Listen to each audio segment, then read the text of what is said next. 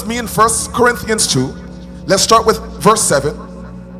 It says, but we speak of God's wisdom, a mystery, the hidden wisdom which God prepared before the ages for our glory, the wisdom which none of the rulers of this age have understood.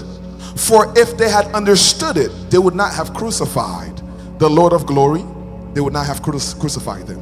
I want you to notice the words that the author is using to describe the wisdom of God. He uses in verse 7 the word mystery. He uses the word hidden. And he uses the phrase or the concept of misunderstood. What does that mean? It means for a long time, the wisdom of God, it used to be something that was a mystery. God decided to take his wisdom away from mankind because of our foolishness. So the Lord says, you know what, I'm just happy with making my wisdom something that is hidden, something that is mysterious. God, in his sovereignty, he decided to hide his wisdom.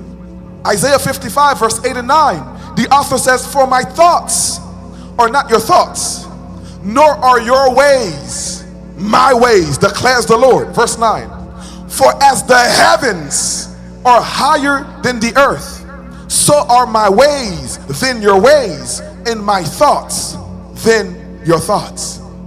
The Lord is saying, hey, listen, y'all, when it comes to the debate, I'm in a class all by myself. I am up here. Y'all are down here. No matter how much education you have, no matter how much training you have, when it comes to the wisdom of God, it says, my thoughts are higher, my ways are higher. As the heavens are up above the earth, so are my ways above your ways. So are my thoughts above your thoughts. The wisdom of God is a mystery. He is in a class all by himself. And so the author goes further. Let's jump to verse 10. Now the author says, for to us God revealed them through the Spirit. Wait a minute. Before, the wisdom of God, it was hidden. It was mysterious. And it was misunderstood. But all of a sudden, verse 10, it says, for to us. Who is the us here? Talk to me. Who is us? Who is us? Who is us? Who is us? You and I, who have received Christ. The Lord says, I'm going to hide my wisdom from the world. And by the way, if you are here, you've never received Christ, there's a level of wisdom that you're missing.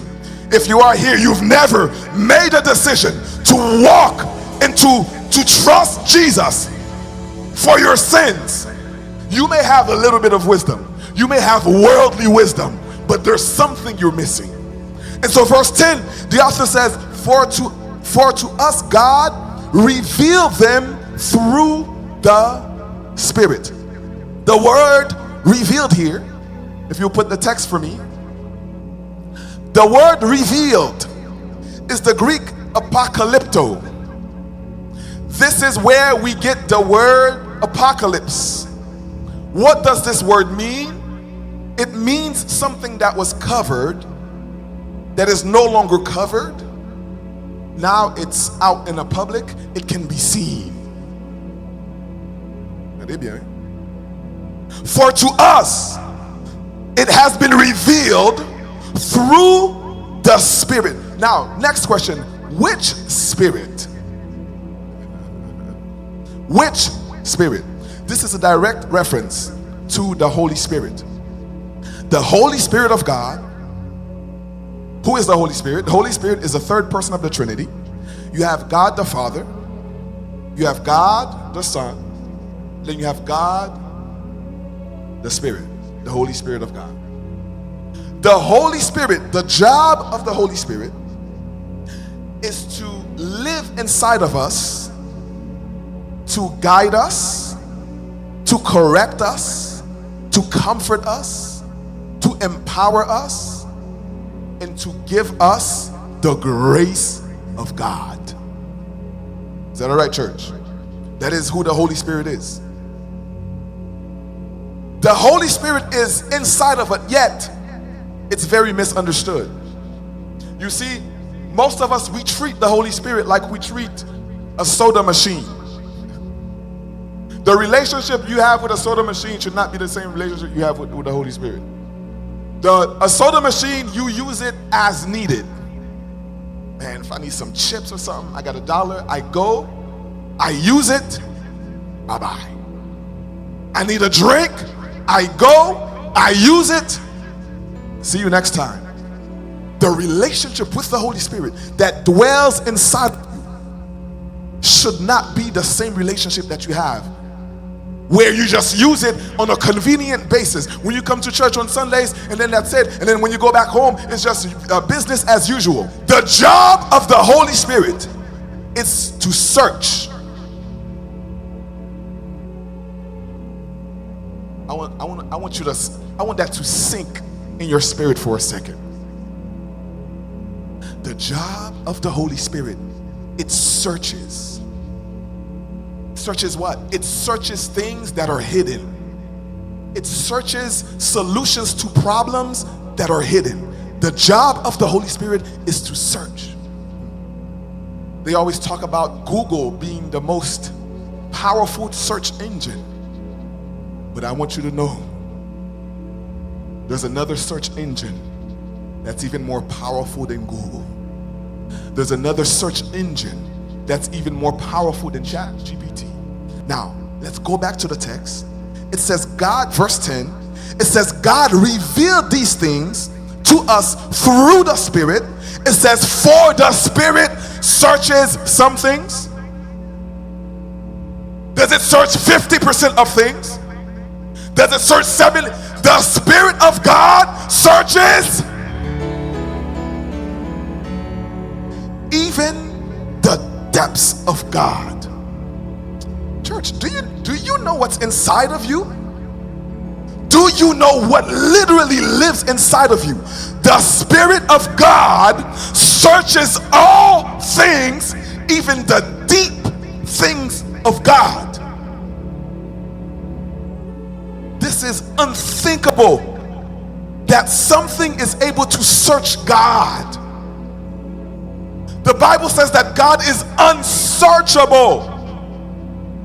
God is a mystery, yet the Spirit of God searches all things, even the deep things of God. When you understand the Holy Spirit that's in you, instead of going to ChatGPT for your problems, instead of going to your friends for your problems, instead of going to the professor for your problems, you will get on your knees and say, Lord, I don't have the answer, but I know the person who does. Lord, I don't know what to do, but I know who knows. Lord, I don't know where to go, but I know who goes. The Holy Spirit searches all. Verse 11, right? It says also the thoughts of God no one knows except for the Spirit of God. Verse 12, here's where the author really wants to says what he really wants to say this whole time. Number 12, verse 12, now we have not received the spirit of the world, but the Spirit who is from God, that we may know the things freely given to us by God. This represents the spirit of the world. This represents the people who are living without God's Spirit, the spirit of the world. Now, don't be tricked, don't be fooled. They look good, they drive nice cars, you know, things seem like it's going well for them, but it's the spirit of the world. The spirit of the world is not resilient. The spirit of the world holds no power. This is why when the fire of life comes, when a fire of life comes, the problems, the depression comes, when things like that come, because those of us who have the spirit of the world, what happens? The fire comes, and Before you know it, suicide. Before you know it, depression. Before you know it, problems. Before you know it, the spirit of the world is not resilient enough. This is compared to the spirit of God. Now, this blue balloon, it has water in it. Water represents the Holy Spirit. So this can be compared to someone who is a believer and who has a different spirit living inside of them. If you are here, you are a born again believer, you have a different spirit inside of you. It's not that the problems won't come. It's not that the fire won't come. We literally have something inside of us that when the fire does come, we are under the fire, but we remain strong. We are under the fire, but we are not burned. We are under the fire, but we remain strong in God. We are under the fire. We have something greater that is inside of us. And so the problems can come, the difficulties can come, the fire will come, but I am burnt, but I am not destroyed. I am burnt, but I remain strong. And so even if you look, it has the burn marks. It has evidence that it's been tried, that it's been tested. Hey, how many people have some evidence here that my life has not always been easy? My life has not always been like it is, but I am still here. I'm still surviving. Why? There's something inside of me. How to activate what's in you? It's already in you. You activate God's power in you. Number one, acknowledge the Holy Spirit in everything you do. Does that make sense, everyone? Acknowledge Him in everything you do, even the smallest things. Holy Spirit, I'm getting up this morning. What shall I wear? Holy Spirit, I'm going to work today. How shall I respond to the boss? My husband keeps on doing these things and I don't like him. How do I respond to my husband? You have a conversation with the Holy Spirit just like you would have a conversation with you and I. We need to normalize acknowledging the Spirit of God in everything that we do. Secondly, though, you have to understand communication with the Holy Spirit. It's a two-way street. In other words, you talk to Him. After you talk to Him, you need to shut this. You need to shut it. And now you activate this. Don't just talk to the Holy Spirit, but get in the habit of listening. And I know that's hard to do in this season, in this world that we're living in. Everybody wants to talk. Everybody wants to talk. No one wants to listen. Listening is hard. Try sitting down for 15 minutes doing nothing. It is hard.